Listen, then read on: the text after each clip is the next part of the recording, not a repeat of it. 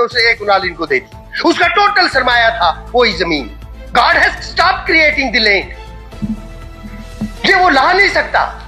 आप अगर पैसा नहीं दे सकते तो किसी गरीब को धोखे में उसकी जमीन क्यों लेते? ये इतना बड़ा धोखा और अपने लोगों के साथ क्यों होता है? मेरे बारामूला में ताजे में उनके पांव का चमड़ा उतर गया है। पिछले 20 साल से वो चल रहे हैं, एक दफ्तर से दूसरे दफ्तर, एक्शन से एससी साहब से तहसीलदार साहब, वहां से नायब तहसीलदार, वहां से पटवारी, वहां से डीसी साहब का दफ्तर। कोई पुरसाने हाल नहीं है, कोई पूछने वाला नहीं है। तो एक एमएलए का अदारा इसलिए नहीं है सर कि मैं तनख्वाह निकालूं और मैं गाड़ी में चढ़ूं। और अगर मेरी कोई स्टेटमेंट झूठी साबित हुई तो मैं आज आपके साथ एक बात यहां कह के जाता हूं। अगर आपने इस असेंबली के हाउस में मुझे देखा तो आप मुझे बेईमान समझना। आपके रूल्स क्या कहते हैं, आपकी स्कीमें क्या कहती हैं, आप फंड्स कहां से लाएंगे, this is not my problem. ये बुनियादी इंसानी हुकूक के साथ जुड़ा हुआ मामला है। इसलिए मैं रिक्वेस्ट करता हूं अपने आप। तो उसके बाद ये जितनी जमहूरी एक्सरसाइज बारामूला के कस्बे के लोगों के लिए होती है, ये मीनिंगलेस है। मैं सिर्फ इस इदारे तक कन्फाइन नहीं रहा, मैं जो पीएचई के सबसे बड़े अफसर हैं उनकी खिदमत में 2 बार हाजिर हुआ। मैंने 2 बार बारामूला का केस इज्जत और विकार के सामने उनके सामने प्लीड किया। जब कोई एमएलए किसी इदारे के सामने खड़ा होता है, मैं इनको एक ही रिक्वेस्ट करता हूं ब्यूरोक्रेसी के लोगों को कि जब हम आपके सामने खड़े होते हैं, ये अल्लाह का फैसला है। आपको यह सोचना चाहिए कि जिस कुर्सी पर आप बैठे हैं यह भी अल्लाह का फैसला है। यह ना सोचा करें कि जब यह एमएलए का इंस्टीट्यूशन आपके दरवाजे पे आता है, आप यह ना सोचा करें कि इस इंस्टीट्यूशन की इफादियत नहीं है, इसकी इंपॉर्टेंस नहीं है, इसकी डिग्निटी नहीं है, इसकी इंटीग्रिटी नहीं है। हम लोगों के लिए खड़ा रहते हैं।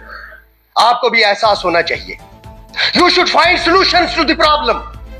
मैं बारामूला के लिए पानी ढूंढ रहा हूं सर से, जो इसके साथ जुड़े हुए हैं, और ऑनरेबल मिनिस्टर से, चाहे वो अर्बन डेवलपमेंट के मिनिस्टर हो, चाहे वो पीएचई के मिनिस्टर हो, कि बारामूला के लोगों को साफ और शफाफ पानी फराहम करने आपकी जिम्मेदारी है। और मुझे उम्मीद है कि इस सिलसिले में बारामूला के लोगों का जो ये पीने का पानी, उस पर जो हक है, वो जो मेरी रिक्वेस्ट है, उस पर मुझे बारामूला के इन्हीं 4 सालों में आप मुझे बारामूला को पीने का साफ और शफाफ पानी देंगे। उसके बाद जो आपकी जल शक्ति की स्कीमें हैं, मैं आपको कहता हूं सर, ये चेयरमैन साहब ने मेरी कॉन्स्टिट्यूंसी का विजिट किया, मैं 10 मिनट के अंदर ही खत्म। मेरी अर्ज है sir, Baramulla town Delina is without proper drinking water scheme बनी हुई है, कुछ पैसे के लिए नॉन फंक्शनल है। उसके बाद आप चले जाएं सराटवाड़ा और नौपुरा, टोटल विदाउट ड्रिंकिंग वाटर। मैंने ऑनरेबल चेयरमैन साहब से बात की, इन्होंने डायरेक्शन भी वहां दे दी, लेकिन एग्जीक्यूटिव इंजीनियर ने नहीं माना। जो उनकी स्कीम थी उसका पानी लेके चले गए आगे। सराटवाड़ा और नौपुरा और मीरागुंड टोटल पानी के बगैर थे। वैनकुरा में पंप पानी नहीं है, वैनकुरा में पंप सैंक्शन करवाया, उसमें जावेद साहब ने भी इंटरवीन किया।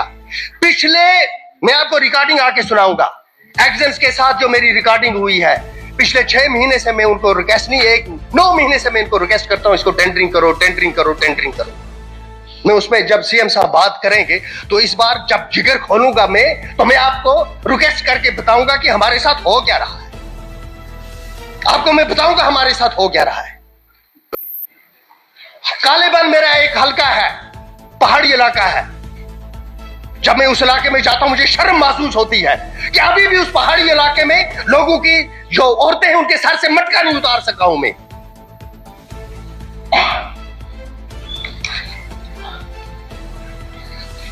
वैनकुरा, नादिहाल, जलशीरी, बांडीपाइन, मुकाम, Khanpura, Baramulla, it is town, proper town, जहां सबसे बड़ी जियारत है। 8 साल हो गए स्कीम को कनेक्शन देना है। कंट्रैक्टर के दरमियान और डिपार्टमेंट के दरमियान कोई डिस्प्यूट है। This small dispute is not being addressed पिछले 10 साल से। और यह कहें कि मैंने कोशिश नहीं की, मैंने कोशिश की, लेकिन बताऊंगा जब आगे, अगर आपने मौका दिया तो बताऊंगा, वक्त कम है। मैंने वैनकुरा का किया क्योंकि वहां उनको डायरेक्शन आ गई क्योंकि ये एमएलए इसमें इंटरवीन कर रहा है, ये नहीं बनना चाहिए। और उनका चला जिनकी मैंने जमानत जब्त कर दी, और मेरा नहीं चला जो इलेक्टेड रिप्रेजेंटेटिव हो। This This is how politics is being used and played. And unfortunately, politicians अगर politics करें तो मैं उनके डील करूंगा। मैं क्या करूंगा जब पॉलिटिक्स में ब्यूरोक्रेसी इन्वॉल्व हो जाए? क्या करूंगा मैं? इरिगेशन स्कीम, मैंने परसों भी प्री बजट में ऑनरेबल चीफ मिनिस्टर साहब को कहा कि इरिगेशन याद पड़ता है डिपार्टमेंट को जब इरिगेशन पीक पे होता है। मेरी शहरी इरिगेशन लिफ्ट स्कीम और जल शहरी लिफ्ट इरिगेशन स्कीम, सर न सिविल वर्क्स न मैकेनिकल पंप्स, पूरा पिछला एक साल में एक दफ्तर से दूसरे दफ्तर, एक दफ्तर से दूसरे दफ्तर, और सब मैं आपको दिखाऊंगा। 1-1.5 करोड़ रुपया होगा और सैकड़ों कुनाल लोगों की जमीन सैराब हो जाएगी। वो क्या चाहते हैं? वो आपसे नौकरी नहीं मांग रहे, वो आपसे रिजक नहीं मांग रहे, वो सिर्फ ये कहते हैं कि आपकी लिफ्ट इरिगेशन स्कीम है, इसको ठीक करें। अभी तक उसमें कोई पेशरफ्त नहीं हुई। डिस्ट्रिक्ट में 5,457 लोगों से लैंड ली, 2,397 लोगों की जमीन का आपने मुआवजा दिया। उनके साथ जब आप लैंड लेते हैं, देखें sir, government is in continuity. Government जो है ये कंटिन्यूटी है, ये आप अच्छी तरह जानते हैं। ये मेरे मतलब सीनियर हैं, ये ना सोचे कि मैं इस गवर्नमेंट को बात कर रहा हूं। ये एक दरिया है, ये एक दरिया है, जो ये संभालेगा उसने इसको टोटल में लेना है, इसके फ्लॉज के समेत लेना है। आपको जवाब देंगे क्योंकि आपको टैंकी बनानी थी, आपको बाकी काम करने थे। इसमें से 2,397 आपने दे दिया मुआवजा। इस वक्त भी 3,060 कुनाल जमीन ऐसी है जिसका मुआवजा अभी तक पे नहीं किया, और किन लोगों को पे नहीं किया। आप सर्वे करवाएं, किसी के पास अगर 2 कुनाल जमीन थी नौकरी के लिए, 104 ऐसे लोग हैं जिन्होंने अपनी जमीन दी है सर, जिस 125 कुनाल जमीन उनका। मेरे ये जो पीएचई के मामलात हैं, लैंड कंपनसेशन के मामलात हैं, पानी में जो ये डेली वेजर्स हैं, इनके मामलात हैं, मैं ऑनरेबल मिनिस्टर से रिक्वेस्ट करता हूं इनको देखें। उसके बाद में मुख्तसर 2 मिनट में कंक्लूड करूंगा, मैं टाइम देख रहा हूं, 2 मिनट रह गए। हमारा फॉरेस्ट है सर, फॉरेस्ट में बहुत लकड़ी जंगल के अंदर पड़ी हुई है।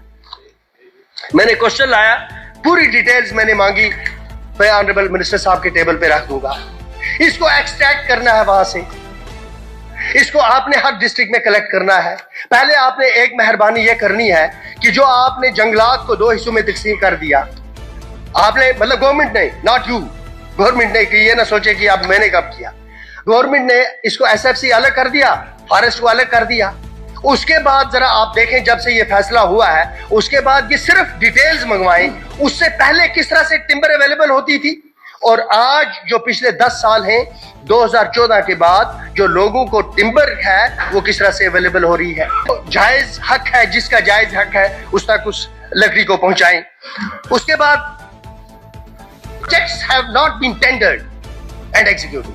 The projects which are funded, fully funded, and administrative approval has been accorded by the government, and still they are pending and waiting to be tendered. कब उसका पैसा खर्च होगा? तो ये जो ST1 है और ST2 है, या दूसरे गरीब पसमानदा लोग हैं, बकरवाल भी इसमें शामिल हो जाते हैं। पहाड़ी इलाकों में जब इनको फायदा होता है, जो हमारी वहां पे कश्मीरी स्पीकिंग कम्युनिटी है, उनको भी उसका फायदा हो जाता है क्योंकि वो भी रहते हैं। जो ST2 है, इस वक्त तक ऑन पेपर जो उनको बेनिफिट्स मिले हैं